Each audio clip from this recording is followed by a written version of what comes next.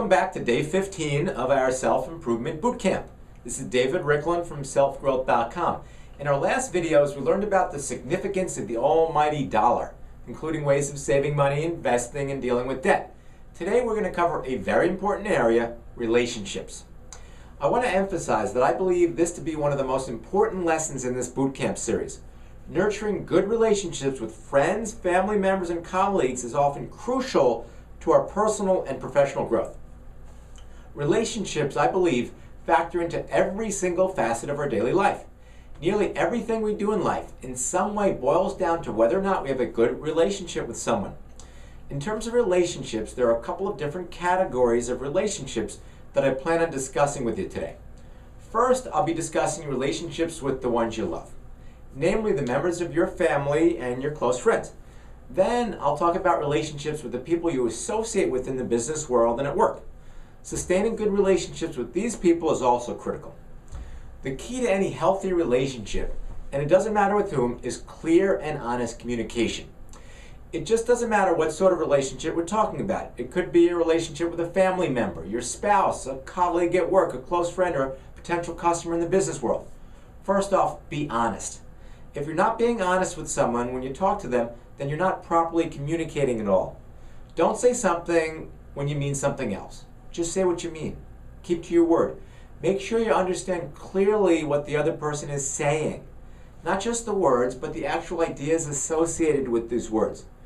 Keep in mind, Stephen Covey, one of my favorite self-improvement experts, once said that we should seek first to understand, then be understood. So make sure you listen actively first to what the other person is saying. Don't just nod and pretend to understand. You know what I'm talking about. Really think about what the other person's saying before forming your response. That's what understanding is. In a moment, I'm going to ask you to stop the video and think about your interpersonal relationships. Make a mental list of your most important relationships. Separate them into family, friends, and business relationships. What are these relationships like? Would you consider them to be healthy ones or unhealthy ones? All right, stop the video.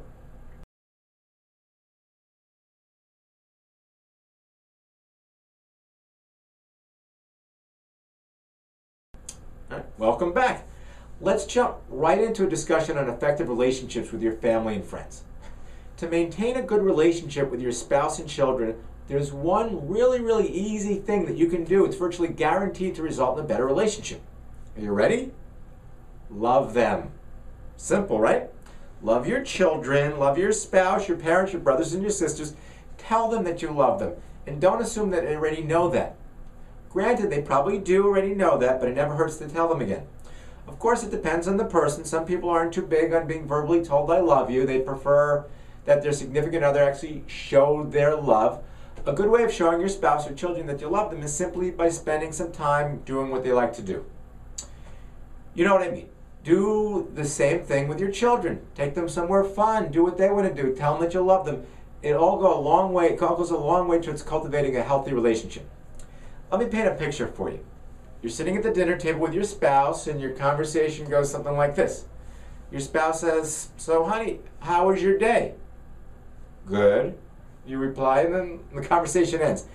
If that's the way you and your spouse communicate on a typical day, it might be time to re-examine your communication style with your spouse as a whole. Now, don't forget about your friends.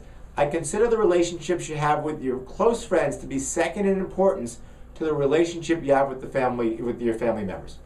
It's incredibly important to have friends. They have skills and resources that you might not necessarily have. They can show and teach you about different areas of your life. They can offer you help when you need it most. They can develop a bond. And in short, friends are incredibly valuable to have in your life. They're people you can really share with. Let me leave you with this last bit of advice. Have fun with your friends and family, but make sure the relationship isn't just about fun, games, and entertainment. It should be genuinely meaningful as well. Now for the last portion of our video, I'm going to discuss maintaining healthy business relationships with people you may encounter at the workplace. With a few exceptions, it's nearly impossible to succeed in business without cultivating open, honest, and professional relationships with the people you encounter. I mean, sit back and really think about it. When's the last time you heard of an enormously successful business person who completely shunned contact with the outside world? If you're struggling in business, it's possible that all you need to do is establish a good relationship with someone who can help propel your business to the next level. Think about it. Are you going to buy a product from someone you don't know, or from someone who you trust and who has been proven to be trustworthy in the past? I think the answer is pretty obvious. First off, in any business-related relationship, you should give first, not take.